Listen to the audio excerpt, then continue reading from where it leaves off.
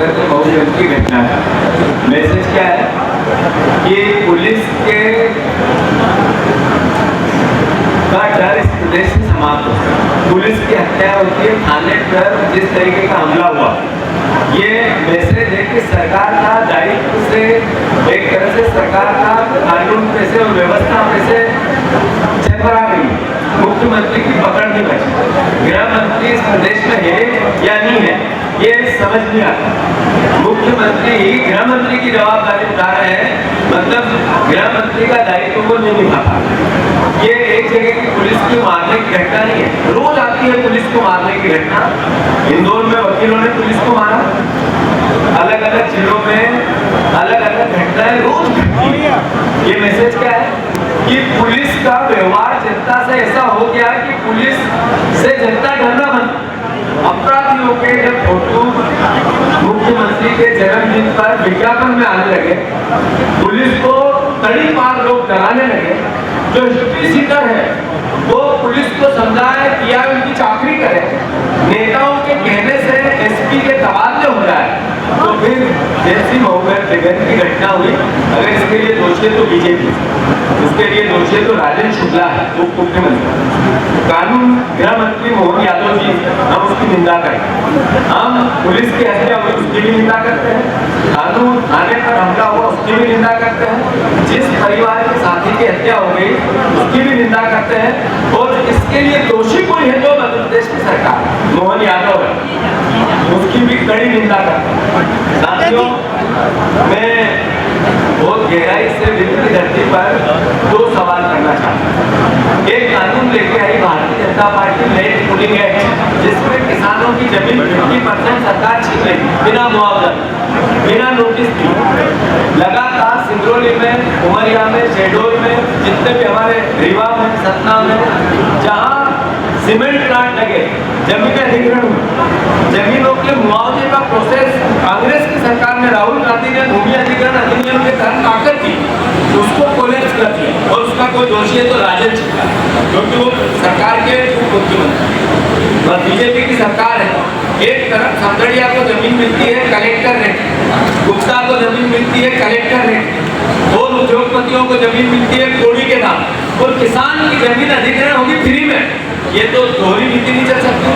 Congress party इसका विरोध करती है, और हम कल से इसका आगाज करेंगे सिंगरौली से। इस नीति का विरोध पूरे मध्य प्रदेश में कांग्रेस पार्टी पद यात्राओं, संघर्ष, कलेक्टर पर प्रदर्शन, किसानों को साथ लेकर अलग अलग तरह के विरोध के तरीके ढूंढकर इस सरकार के इस काले कानून का हम विरोध करेंगे। दूसरी बात, यहाँ के मुख्यमंत्री, उप मुख्यमंत्री, स्वास्थ्य मंत्री, मैं आपसे सवाल करना चाहता हूँ, जो पत्रकार बंधु हुए बताएं कि क्या यहाँ का जो स्पेशल यूनिट है स्वास्थ्य का, जिसका नाम लिया जाता है और डॉक्टर वहाँ नर्सें पूरी है, वहाँ दवाइयाँ पूरी है, वहाँ जांचें पूरी होती है, जो सरकारी मेडिकल कॉलेज में जो नियम है फ्री में इलाज करने का, क्या यहाँ पे होता है? जो नागपुर का मैंने अपने भाषण में कहा कि यहाँ के मरीज रीवा के, जहाँ स्वास्थ्य मंत्री है, सब नागपुर इलाज कराने जाते हैं, तो फिर इस सरकार, और ये बात आरोप हमारा नहीं, ये नरेंद्र मोदी जी ने भी एक सेंसस जारी किया जिसमें मध्य प्रदेश की स्वास्थ्य सेवाएं जीरो, और उन्होंने भी तमन्ना दिया। मैंने अभी अपने भाषण में कहा, आप सब पत्रकार, मैं आप सबको चुनौती देता हूं, गूगल पे आप सर्च करो, सबसे ज्यादा बलात्कारी बीजेपी के क्यों निकलते हैं, सबसे ज्यादा भ्रष्टाचारी बीजेपी के क्यों निकलते हैं, सबसे ज्यादा भ्रष्ट सरकारें बीजेपी के क्यों निकलती है।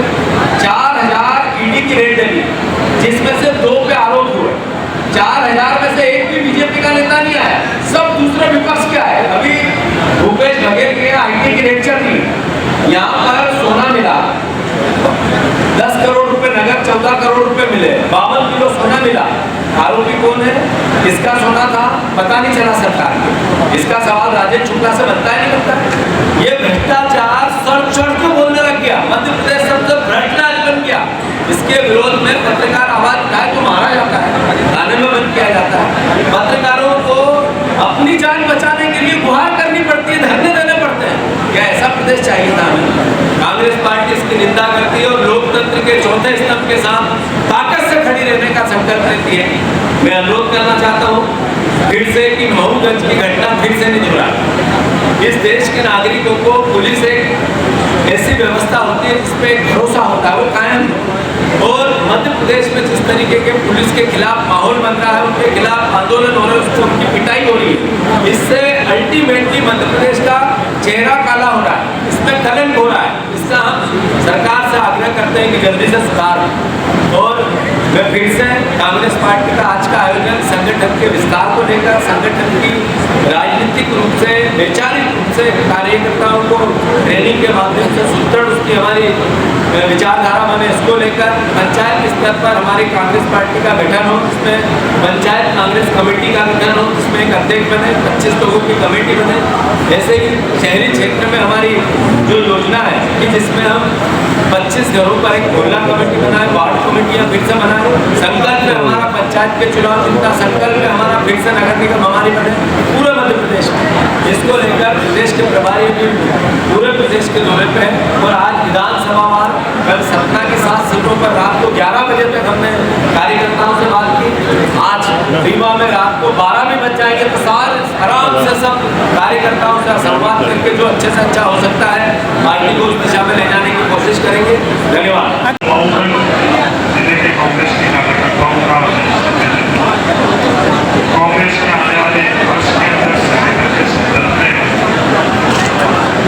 चर्चा करेंगे, तय करेंगे वैचारिक तौर के ऊपर जो कांग्रेस विचारधारा के तौर पर कार्यकर्ताओं को कैसे मजबूत बनाए वर्ष जो आने वाला है ये कैसे करेगा।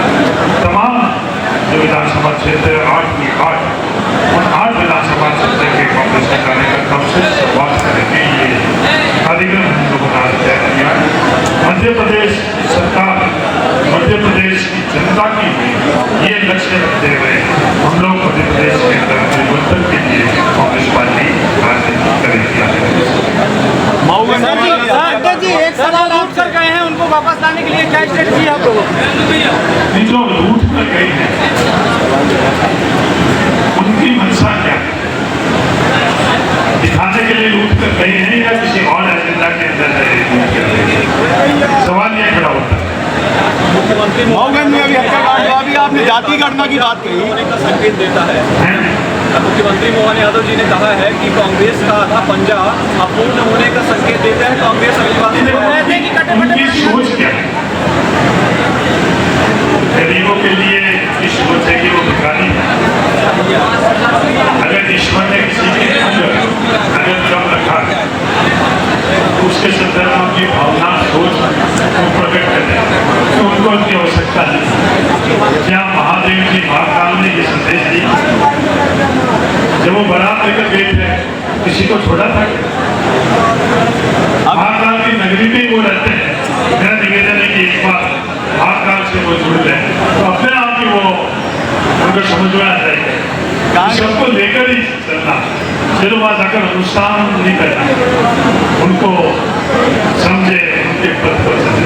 ये कांग्रेस लगातार राष्ट्रीय स्तर पर जाति जनगणना की बात कर रही है। मऊगंज में अभी हिंसा हुई, ये एक राष्ट्रीय मुद्दा बना। ना तो ब्राह्मण परिवार से मिलने गए कांग्रेस नेता, और अभी सतना में जो शहीद हो गए हैं रामचरण गौतम, उनसे भी मिलने नहीं गए। तो क्या ये जाति संघर्ष आप देखना चाहते हैं या जाति संघर्ष खत्म करना चाहते हैं? ये दोनों जो आपने बात करी उसमें कांग्रेस के लोग, ये आप लोगों के दृष्टिकोण है कि किसको आप कांग्रेसी मानोगे, किसका सर्टिफिकेट आप दे दोनों की दोनों घटना हुई तो कांग्रेस के। फिर आपसे निवेदन है कि आप जो पद के अनुरूप कांग्रेस के देख रहे हो उसको आप सुधार। जो कांग्रेसी गई उनको आप कांग्रेसी नहीं मान रहे हो, वो आपका नजरिया है। हम लोगों के लिए वो कांग्रेस के सबसे बड़े लोग हो जो जमीन के ऊपर उनका पद छोटा लगता है। हमारे लिए पद अगर मेरा आपने घोषण अगर सुना है तो सबसे उठन आपको मिल जाएगी।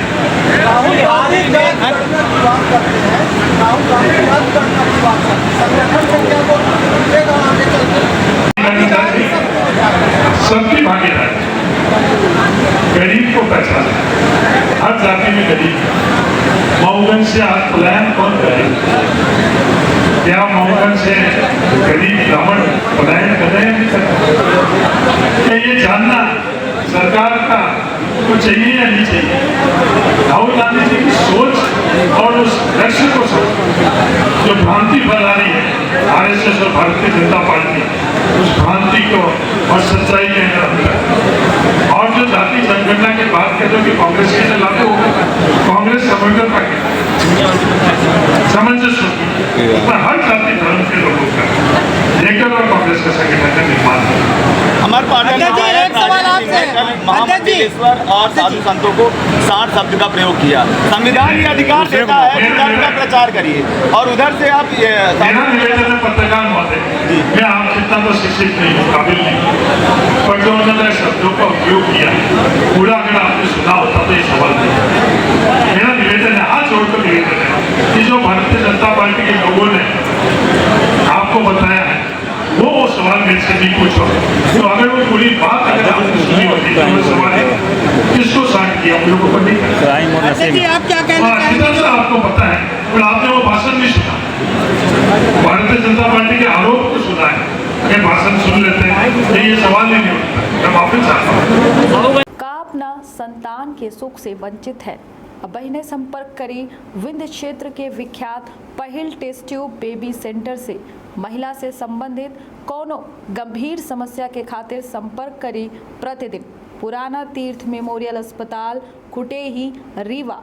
संपर्क कर सके थे 8821000416 पर या 0766235245 पर।